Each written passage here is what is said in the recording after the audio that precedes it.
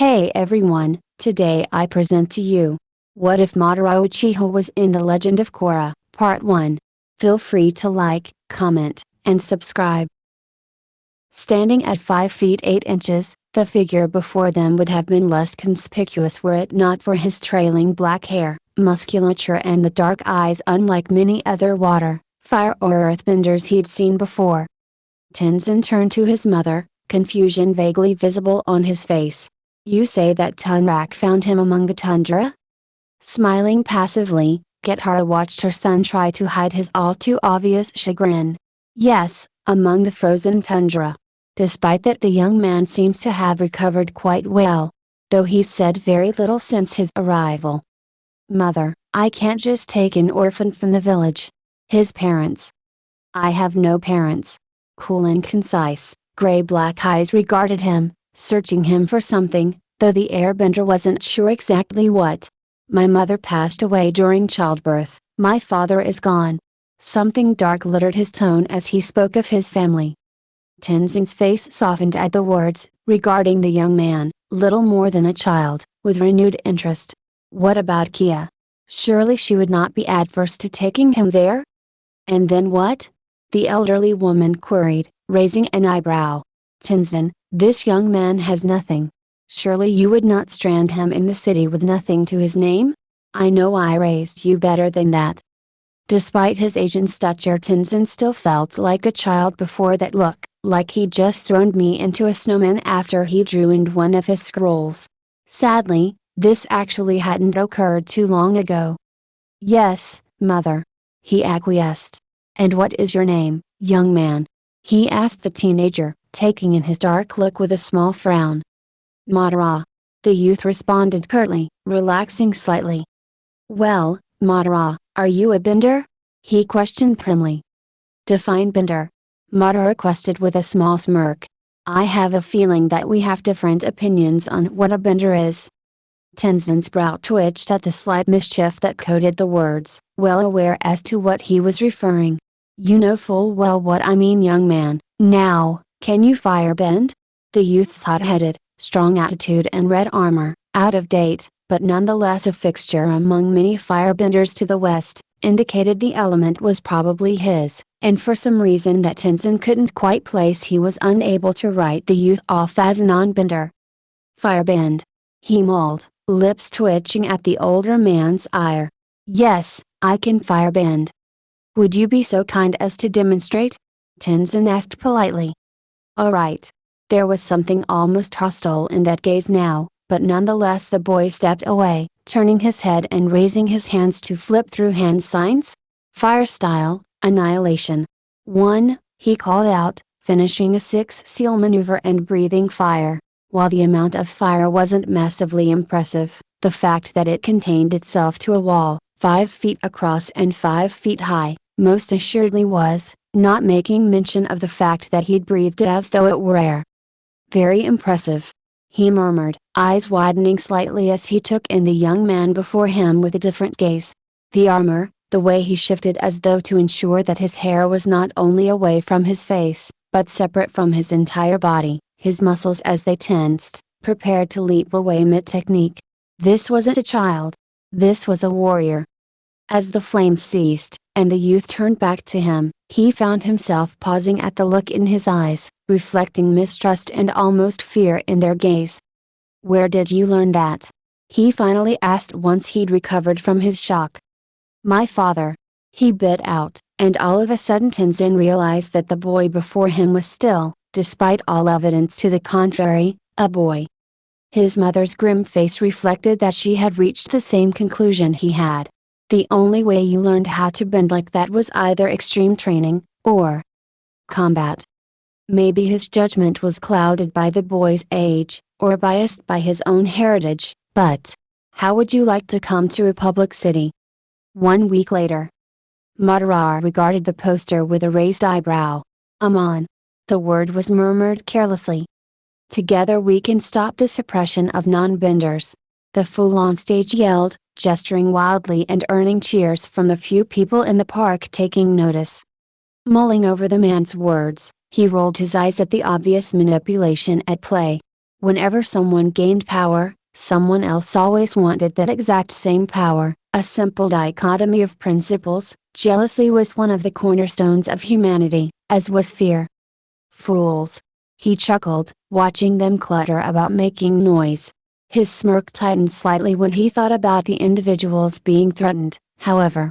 Even he, cold as he was, had a soft spot for children, and he doubted that they would feel the same way when confronted with a child bender. He hoped they didn't feel the same way. For their sake. Another cheer pulled him from his musings, and the raven-haired youth casually adjusted his yukata, ignoring the way the action drew attention to his strange, by their standards, regalia clothing. "What are you talking about? Bending's the coolest thing in the world." A voice called incredulously, strong yet distinctly female, and he turned to look at the owner just as he knew everyone else would. Brown hair in a distinct style, a tank top drawing attention to her figure but otherwise dressed in classic Water Tribe kit. He'd seen her once before. Bright blue eyes blinked at him as he stepped into the tent, his vision blurring at the edges from the sheer cold but otherwise unimpeded. Then he turned the corner and they were gone. Tunrak's daughter. Korra. "Oh yeah? Let me guess, you're a bender."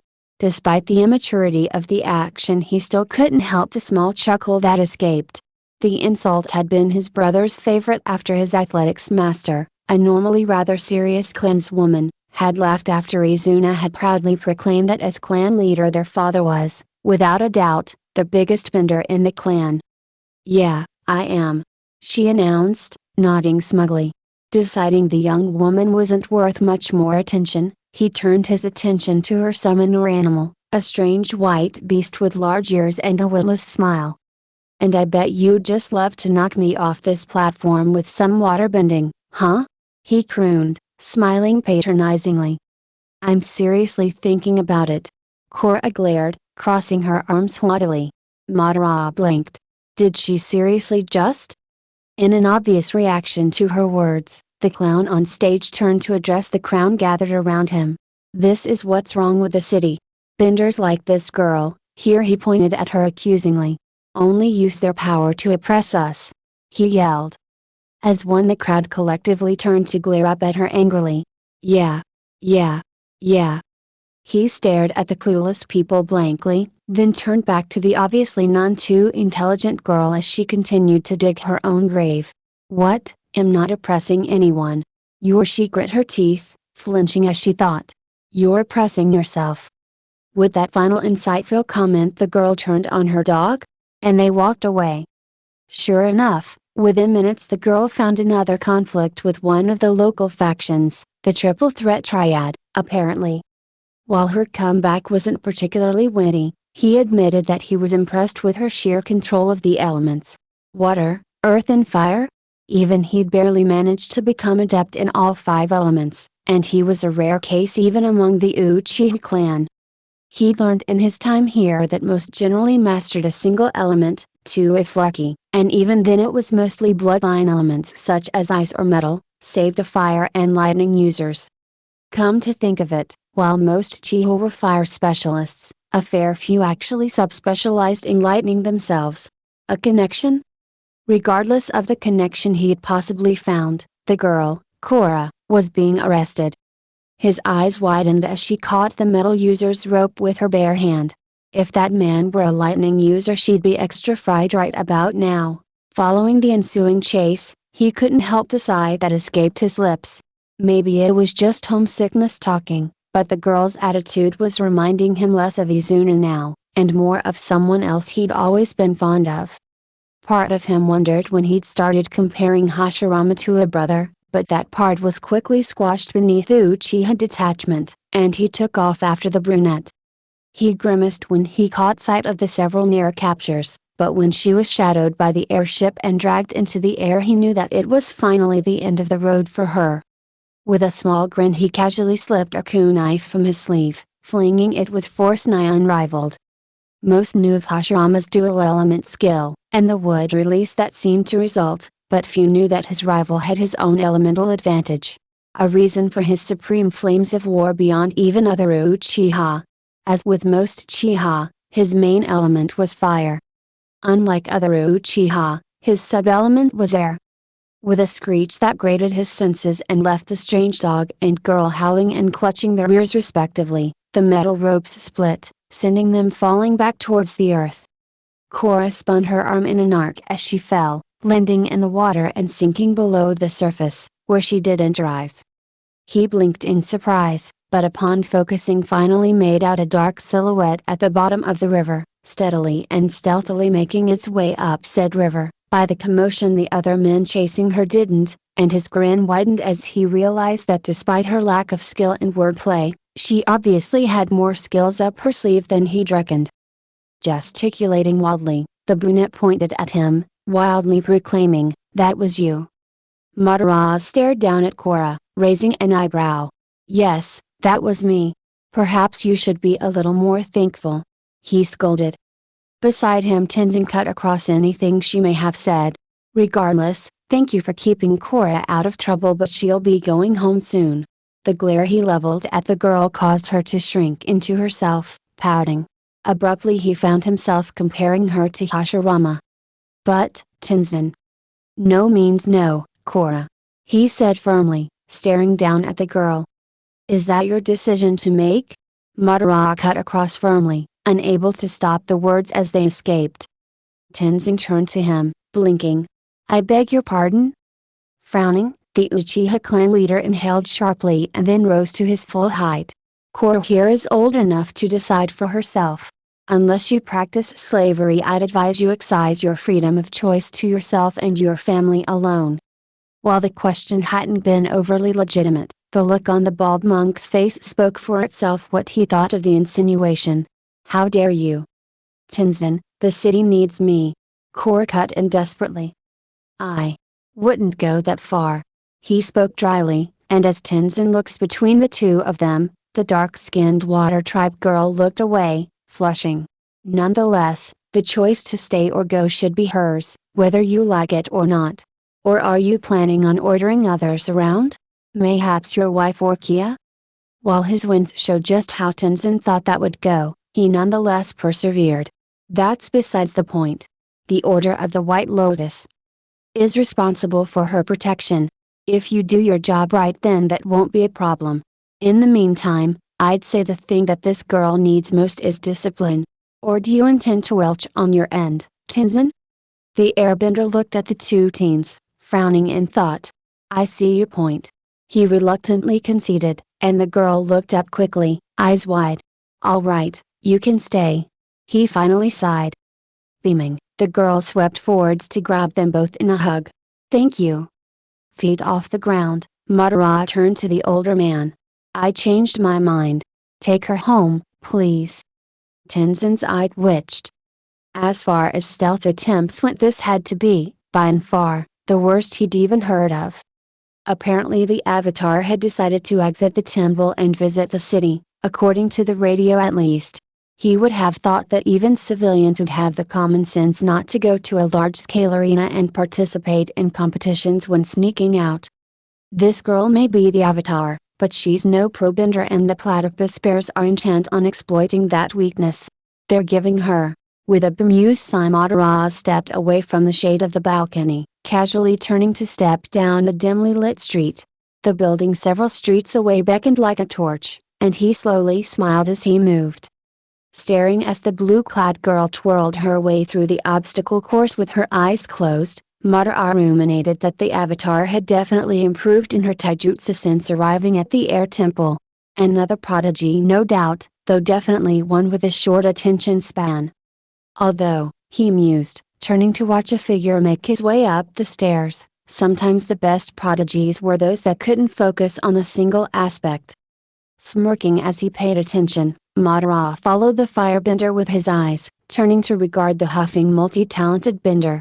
While he wasn't particularly knowledgeable in the field of romance, or indeed, many outside of combat in general, he was at least experienced enough to know the signs of a childhood crush. With a sudden stomp, the brunette sent the prodigious wind users flying through the air, the only sign of their departure a small jagged formation jutting from the ground. "Oh, hey Mako," she greeted with a smile. "Have you seen Bolin?" said boy greeted brusquely. Nice to see you too. She responded, raising an eyebrow and looking away in thought. And no. I haven't seen him since Praktos. Think something's wrong? Mako sighed. I don't know. Bolin has a knack for getting into stupid situations. See you later. Korra reached out as he turned. Wait. I could help you look for him? Nah, I got it. The firebender casually brushed off. Hey, cool guy. Let me help you. She insisted, grabbing his arm. We can take Naga. Who's Naga? My best friend, she smirked. And a great tracker. The Uchiha stared after the two as they took off, absently scratching at his ear. While they may have prior knowledge of the city, he hadn't wasted his time there. The lower population were easy to bribe and persuade, and something told him that if he wanted anything interesting to do today then he'd best check up with a few of those contacts. Mata. A voice called from below, and he rolled his eyes as he turned to see the children from before at the bottom of the tree he'd chosen to perch himself in. Come down and play with us. Another voice sounded. Not today, Janora, Milo. He smiled wistfully, hopping down to land beside the two. Some other time. You keep saying that. The astute child pouted. It keeps being true. He shrugged and, unable to stop the impulse, flicked her forehead. You two don't cause any trouble. Spinning on his heel to sprint into the city, he only partially heard Milo's response, a hyperactive raspberry followed by a ball of condensed air that struck a nearby tree. His sweat dropped as he mourned the loss of yet another great perch. Weren't nomads supposed to respect nature? Oh, it's you. Turning to face the monotone voice, he huffed as he saw a familiar green-eyed boy stepping out of the restaurant. What's that supposed to mean? He narrowed his eyes. Nothing, nothing. He backpedaled, smiling guilelessly. I just thought you might be someone else. Who? He suddenly blinked, glare intensifying. A triad member? No, no. Bolin grinned widely, clearly lying. Just someone else. You know I'm not involved with people like that. His clueless grin widened and he punched Madara on the arm. Pow. Staring down the witless earthbender, Madara rolled his eyes. I don't care either way, Bolin. Your brother is looking for you. And how do you know th? The sentence wasn't cut off by the van that barreled past where they had previously been standing but by Madara himself, gripping the other boy around the waist with one arm and flinging himself backward into the restaurant. Watch where you're driving. Bolin yelled, comically shaking a fist and blanching as the van did an abrupt U-turn. Or not. Not's fine. Madara stepped out of the way as it drove toward him, but was taken by surprise by the spinning figure that flew out the door, aiming a kick towards his face. Gripping the extended leg, Madara spun and threw his would-be attacker into another of the masked men, eyes widening as he caught sight of the pellets held between said figure's fingers. With a graceful leap the Uchiha landed on one of the restaurant tables, senses offended as the few patrons left at that particular hour ran away. He growled as he caught sight of fingers assaulting the other boy's neck, and only a sudden spin allowed him to avoid the surprise punch towards his head. Not good enough. He gripped the appendage, pushing back and throwing them over his shoulder into the table. A flicker of electricity had him leaning back and he cursed his lack of recent training as the opponent's hand trailed past his face. A quick kick to the stomach followed by a spinning kick sent him into his comrade, and he casually flipped one of the forks on the table into his hand, flinging it like a kunai unimpeded into another man's stomach. He attempted to flip into another booth, but a hand caught his trailing hair, bringing him to a halt. Dark eyes widened, and for a moment he and the other man froze, an almost manic expression making its way to his face while, even with the mask, the other man seemed to emanate panic. Of all the actions to be performed in battle, of all strategies during the clan war era, only a scant few of them were widely perceived as a mistake on every single possible level. Up there was gripping an Uchiha's hair. In the top 5? Grabbing Madara's hair. The sudden shot to the torso more than likely broke the man's ribs. Even if it didn't, the following 6 strikes almost definitely did so. Foregoing hand seals, Madara flung himself into one of the easiest fire techniques out there, and an old favorite of his of which he was widely feared for. Fire release, flame bullet. 1. Even as the flames left his mouth, the now deceased man's glove lit up, sending electricity arcing up through his red metal armor. The last thing his blurring vision saw was a foot swinging towards his face, and then darkness. My quest for equality began many years ago. Gray-black eyes slowly slid open, taking in the sight of intense light illuminating a crowd of what had to be hundreds of people. When I was a boy. Turning, Madara took in his situation. A cult following a masked madman, unknown hostiles surrounding him without either his katana or Uchiha Ganbai, or his armor. He'd been in worse situations. My family and I lived on a small farm. We weren't rich, and none of us were benders. He'd swear if anyone asked that. The muffled giggle that drew even his guard's attention was a result of concussion and nothing more. This made us very easy targets for the firebender who extorted my father. The man had skills as an orator, he'd at least give him that much. One day, my father confronted this man, but when he did, that firebender took my family from me. Then, he took my face. Rolling his eyes, Madara looked over the stage for any obvious exits. 2 doors near him and 2 more past all of the spectators. A clear roof, however, and balconies overlooking the sides. I've worn a mask ever since. The masked man continued. As you know, the Avatar has recently arrived in Republic City. A pause to allow the crowd their jeers. And if she were here, she would tell you bending brings balance to the world. But, she is wrong. The only thing that bending has brought to the world is suffering. It has been the cause of every war in every era. Looking over the people gathered as though he were a shepherd looking over his flock, the masked man continued talking. But that is about to change. Even he paid attention to this next part, raising an eyebrow in disbelief. I know you have been wondering, what is the revelation? You are about to get your answer. Since the beginning of time the spirits have acted as guardians of our world, and they have spoken to me. He raised his arms to the sky in a grandiose gesture. They say the Avatar has failed humanity, that's why the spirits have chosen me to usher in a new era of balance. They have granted me a power that will make equality a reality. The power to take a person's bending away. The Hyuga could stop a person's chakra flow, and even some of the people in his army seem to have the ability to do so, permanently. What? Chakra was life, without it you would die, plain and simple, so there was no way that this jackass could actually do something like that. What a crock. He voiced his displeasure, rolling his eyes as one of the men behind his jabbed at him with his baton. Now, for a demonstration. Please welcome Lightning Bolt Zolt, leader of the Triple Threat Triads, and one of the most dangerous benders in this city.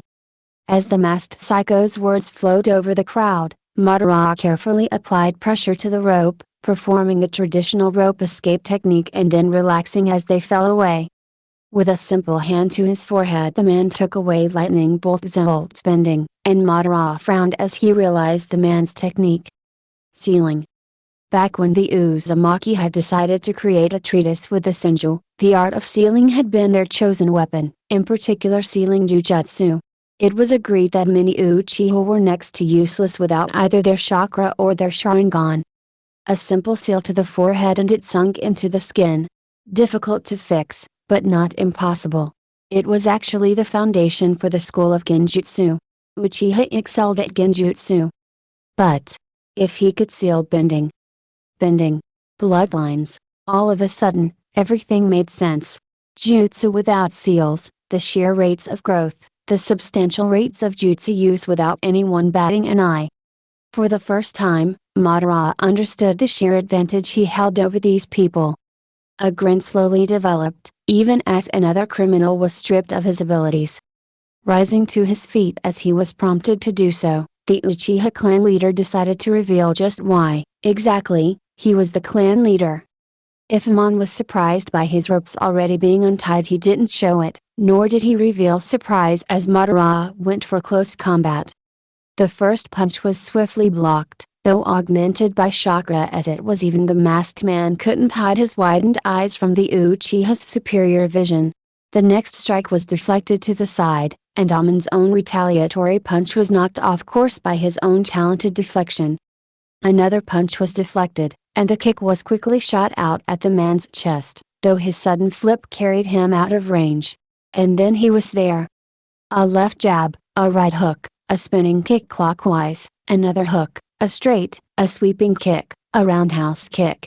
Each and every one was blocked or knocked off course, and Madara swept in with his own strike, bringing his fist rushing forward. Although it only glanced Amon's shoulder, he was still sent careening to the side, catching himself mid-stumble and avoiding the follow-up combo. The two only traded blows for a minute, but Madara felt fatigue settling quickly. Too quickly.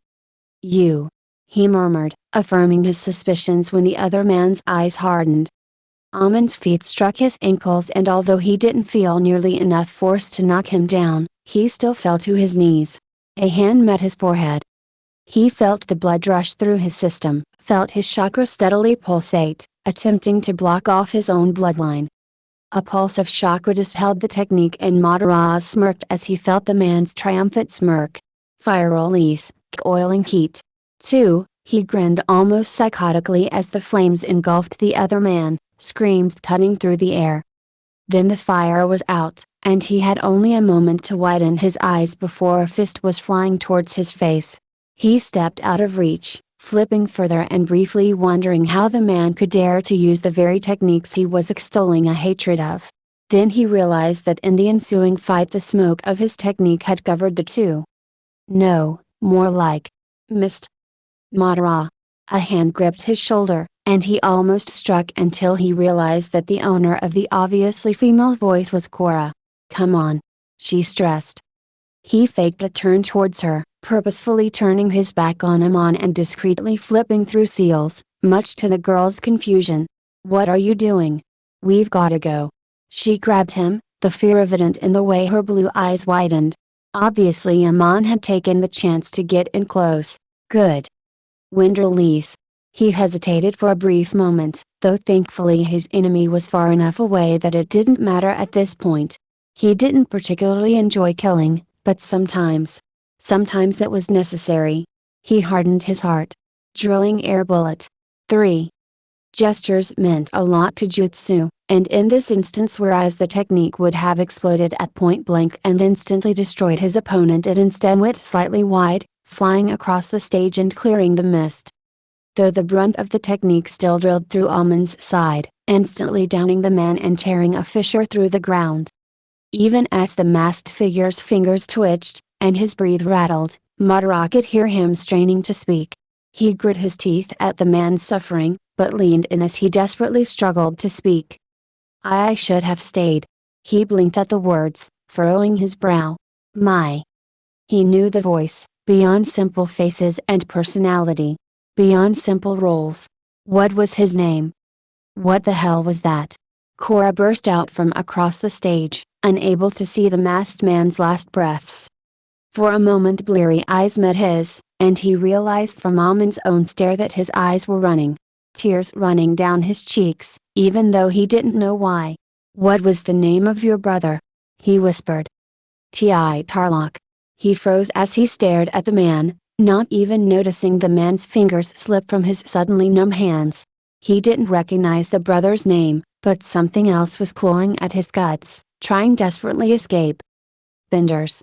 He'd laughed at the joke, but then, he'd never been that juvenile. And comparing Hashirama to his brother? Why? Madara. Korra didn't seem so afraid of the man Amon now that he was dead. "Madara, you," she gasped and backed away, tripping over her own feet and landing at Mako's feet. He hadn't even noticed he was there. Or Bolin. Why were they just standing there? Why were they just standing there?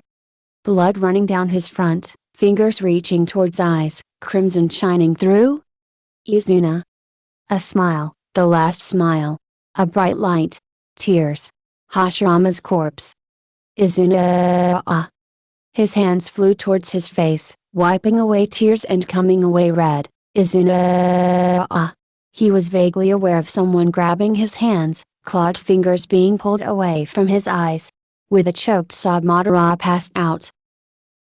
That's it for now. Goodbye everyone.